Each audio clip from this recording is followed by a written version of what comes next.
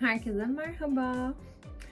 Bu videomuzda bu dudak şeklindeki bardak veya kalemlik olarak kullanılabilecek bu objemizin yapımını göstereceğiz şu şekilde. Yine kırmızı çamur kullanacağız. Çamurlar hazırsa hemen başlayalım. Evet, kırmızı çamurumuz bu şekilde hazır. Bardağın zarar görmemesi için önce şu şekilde size göstereyim. Bu şekilde belli bir incelikte bu şekilde hazırladık. İsterseniz şu şekilde içine imza atabilirsiniz. Farklı imza atma yöntemlerini de göstereceğim bu videoda. Bunu şimdilik şöyle köşeye kaldırıyorum ki orada bizi sağ salim beklesin. Çünkü fırınlanmadan önce bu ürünler çok hassas oluyor. Önce fırınlanması gerekiyor. Fırınlandıktan sonra da dilerseniz yiyeceklerle temas edecekse sırlanması gerekiyor. Eğer yiyeceklerle temas etmeyecekse, kalemlik olarak kullanacaksınız da bir fırından sonra istediğiniz şekilde boyayabilirsiniz de. Şimdi ben bunu bu şekilde elime sığabilecek büyüklükte bir çamurla başlangıcını yapıyorum. Ne kadar büyük bir kalemlik veya bardak istiyorsanız o kadar fazla çamur kullanmamız lazım. Ben bu şekilde kullanıyorum. Belki bunun bir miniğini yapmış olurum yanına. Ama yetecek kadar bir form yeterli. Şimdi burada en temel yöntemi yapacağız. Buna çimdikleme yöntemi deniyor. İki baş parmağımızı bu şekilde içine doğru gömüyoruz. Gömdükten sonra bu şekilde gözüküyor. Kenarlarından yavaş yavaş sıkarak dışarıdaki şu 4 parmağımla sıkıp içerideki parmağımla duvarına sıkıştırıyorum. Ve yukarı doğru yükseltiyorum. Biraz hızlısını yapıyorum tabii size. Siz biraz daha yavaş yapabilirsiniz. Bakın bu şekilde hiçbir şekle benzemeyen, hafif saksıyı andıran veya bir kaseyi andıran bir form ilk kapkacakların yapıldığı çimdikleme yöntemiyle yapılıyor. Şu iki parmağınızı sıkıştırma yöntemine çimdikleme deniyor. Pinching olarak da internette aratabilirsiniz. En temel yöntemlerden biridir.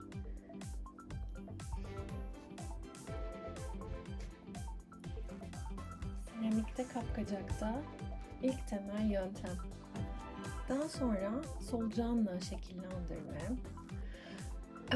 kalıpla şekillendirme, levha yöntemiyle şekillendirme olmak üzere birkaç farklı teknik mevcuttur.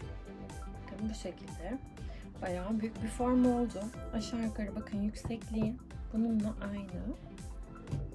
Şimdi bunun dış kısımlarını biraz daha düzgün hale getirmek için spatula kullanıyorum.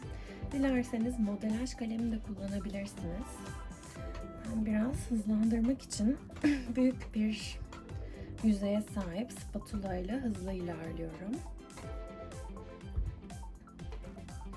Duvarının eşit olmasına dikkat edin. Fırınlama sırasında seramiklerde bunlar çok önemlidir. Duvarın arasında hava kalmamış olması gerekiyor. Yoksa fırınlama esnasında patlama yapabilir. Genelde bu yöntemde ağız kısmı düz olmuyor diye şikayetçi oluyor öğrenciler. Bunun da çok basit bir pratik yöntemi var.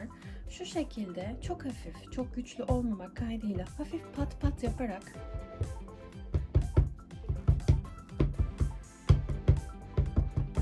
bu şekilde üst kısmını düzleştirebilirsiniz. Bu biraz konik bir formda oldu şu an. Bunu isterseniz yanlarından daha düz bir form yapabiliriz. Bir de iç kısmını ben biraz daha ince yapmak istiyorum. Hafif olması için. Ne kadar çok çamur varsa hem o kadar büyük bir patlama riski hem de ağır olmuş oluyor objemiz. Bu işlemde de şu şekilde ebe şuvarlarımızı kullanarak alt kısmı düz olan özellikle şu dip kısmını biraz daha inceltip içindeki fazla çamuru boşaltıyorum.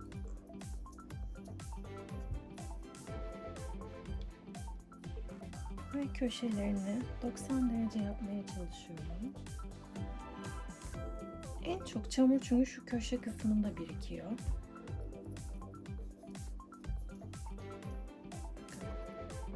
Şu şekilde tutup iç kısmını size göstermeye çalışıyorum. Şöyle. Aslında oldukça derin oldu şu an. Kalemlerimiz içinde durabilir. Veya güzel bir sukulent saksısı olabilir.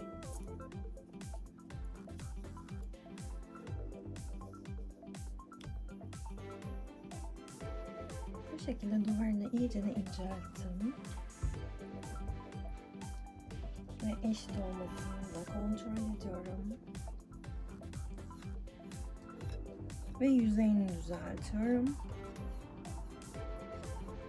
En son bir parlatma işlemi yapacağız ama şu anda da yüzeyini düzeltiyorum. Dudağı takmadan önce yüzeyin düzgün olması gerekiyor.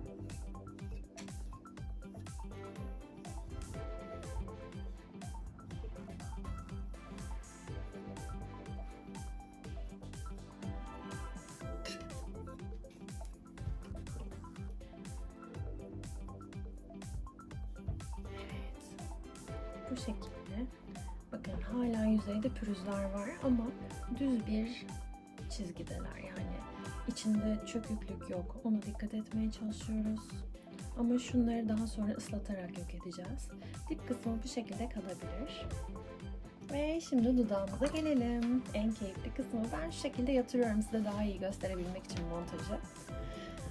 Buradan yine şöyle bir parça çamur alıyorum. Diğer çamurlarımı da üstüne bırakıyorum. Şu şekilde. Bu çamurumuzu silindir hale getirmeye çalışıyoruz. Buna biraz daha solucan da diyebiliriz. Snack roll olarak da geçmekte bu teknik. Bana 2 tane gerekli. O yüzden ben uzunca yapıyorum. Bunu ortadan 2'ye böleceğim. Artık dudağınızın büyüklük ölçüsü size kalmış. Bakın istersek şu büyüklükte de yapabiliriz. Bayağı büyük bir dudak olacak. Ya da şu kısımlarını birazcık keselim. Bu şekilde bir dudak yerleştiriyorum. Bu işlemi yaparken diğer işlemlerde de olduğu gibi 2 çamuru birbirine birleştirmemiz gerekiyor. Eğer bunu birleştirmezsek bunlar yapışmıyor. Bu şekilde elinizde kalabiliyor. Heykel dersinde olduğu gibi birleştiriyoruz. Özellikle alt kısımlarını bu şekilde birazcık kavis vererek birleştiriyorum.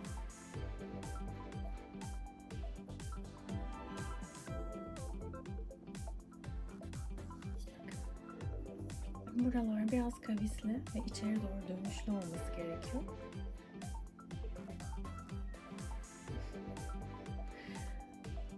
Şimdi üst kısmında bir sus işaretimiz var. O sus işaretimize göre bu üst kısımları iyice yedirmem gerekiyor.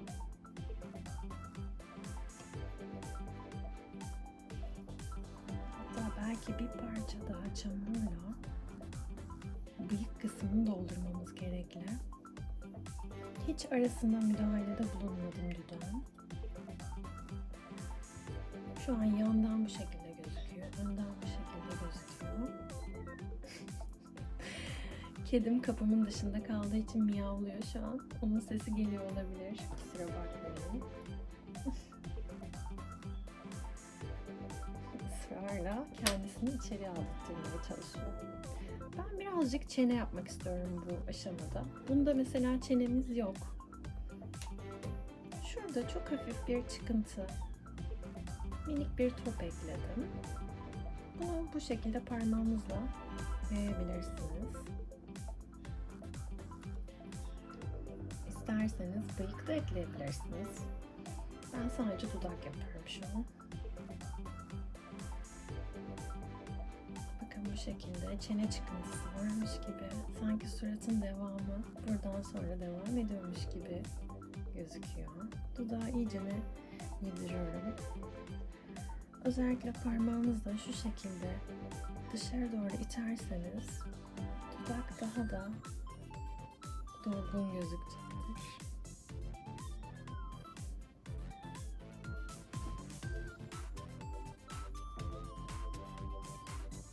Şimdi birazdan bıyık kısmına dolgu yapacağım. Buruna doğru yükselen bir cildimiz var burada. Bu şekilde bir dolguya ihtiyaç var. Şurada da çok az bir çamur koyup dudakla burun arasını dolduruyoruz.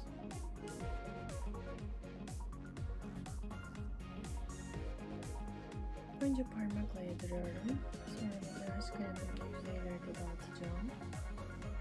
Kısımları biraz tıraşlayabilirsiniz. Bu şekilde. Evet.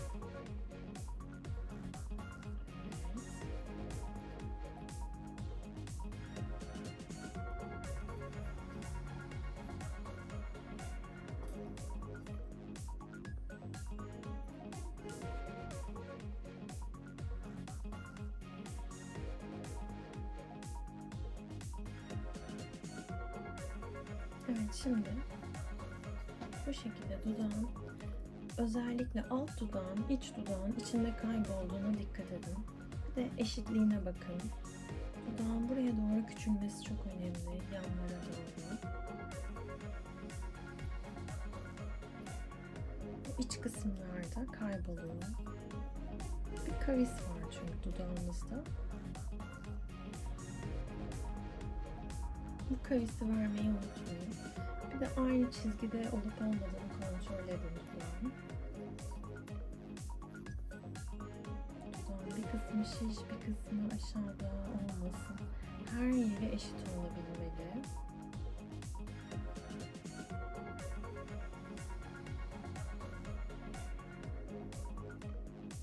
Bir de bazı dudak anatomilerinde şu kısımda bir çıkıntımız oluyor. Bunu da çok hafif ekleyip yedirdim. Tam bir M harfi oluştu burada şu an. Evet. Şimdi bunu parlatacağım. Bu şekilde son hali. Şimdi şuradaki pürüzleri falan gideceğim ama isterseniz dudağın şu çatlaklarını da yapabilirsiniz arzu ederseniz. Bu şekilde çizgiler atıp dudağın dokusunu daha belirgin yapılabilir.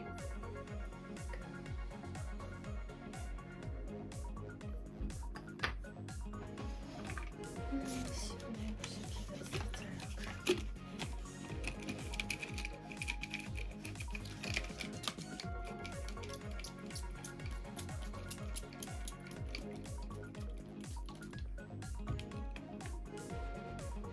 Bütün yüzeyi parlatıyorum. Parlatmada isterseniz fırça ve sünger kullanabilirsiniz. Ben şimdilik parmağımı kullanıyorum. Yardımcı elemanlar kullanarak daha kolay parlatma yapılabiliyor.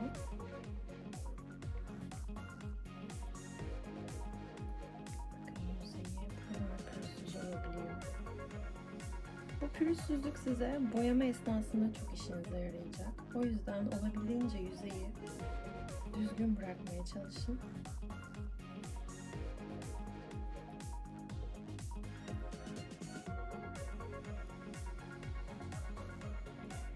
İçini de temizlemeyi unutmayın mutlaka.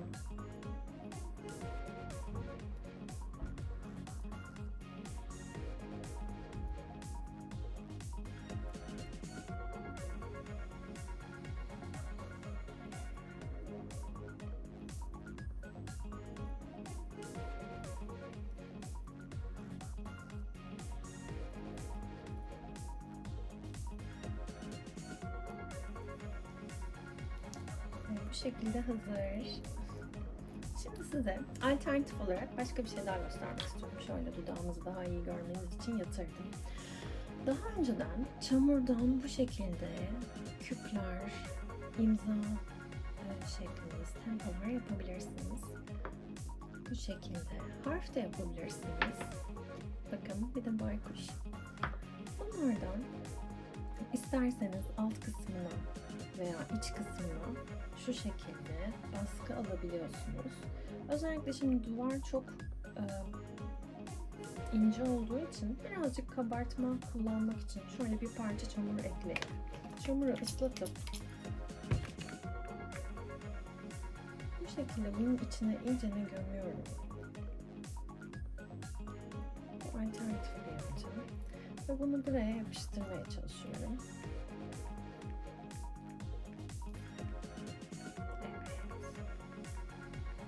Evet. Özellikle bunlar fırınlanmış olması gerekiyor. Eğer fırınlanmış olmazsa, çamurdan olursa maalesef bu efekti veremezsiniz. Şöyle biraz kırıldı. Tekrar yapacağım. Tekrar çamurunu ıslatıyorum. İyicene yoğuruyorum. Bunun üstüne gömüyorum. Kenar kısımlar kalın olmalı ki çekebilmeniz kolay olsun.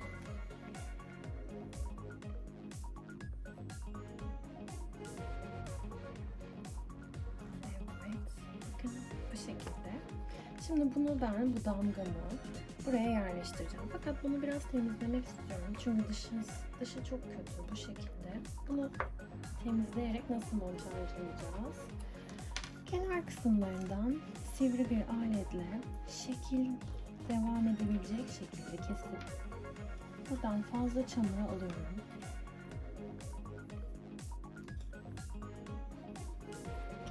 Bu aşamada bıçak da kullanabilirsiniz. Özellikle şu iç kısmını düzeltiyorum. Bu şekilde. Şimdi burada birazcık ıslaklıktan faydalanacağım. Çeltik atıyorum.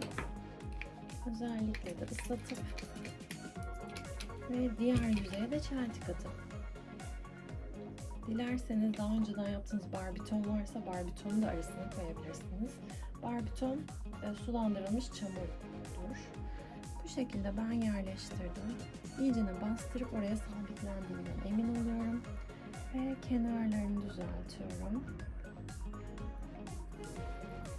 Ben bir de bu çerçevenin içine M harfi yapıyorum.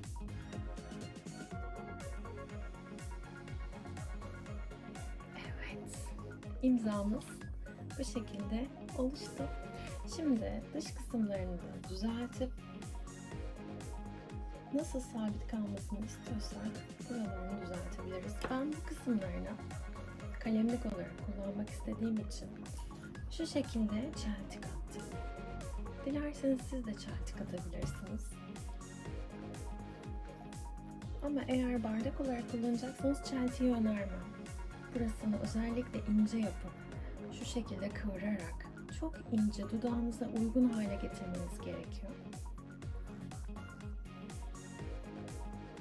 Bakın bu şekilde incelebiliyor. Bakın kalın kısımla ince kısım arasındaki farkı görebiliyorsunuz. Ama bardağa uygun bir imzam yok şu an. Yine de size göstermek için uç kısmını inceltiyorum.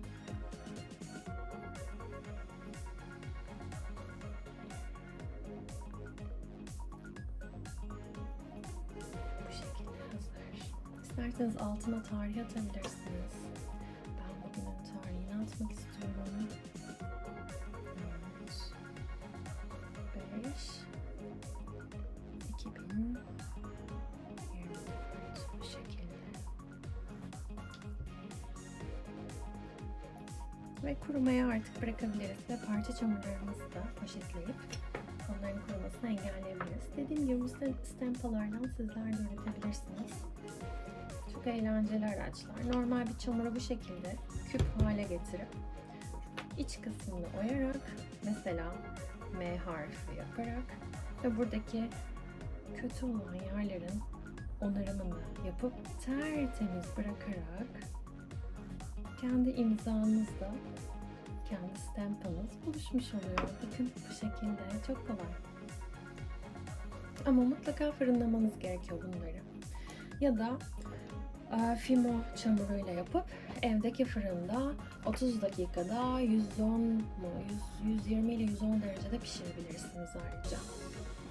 Tekrar görüşmek üzere. Videomu beğenmeyi unutmayın. Yeni ürünler istiyorsanız mutlaka yorumlara yazabilirsiniz. Görüşmek üzere.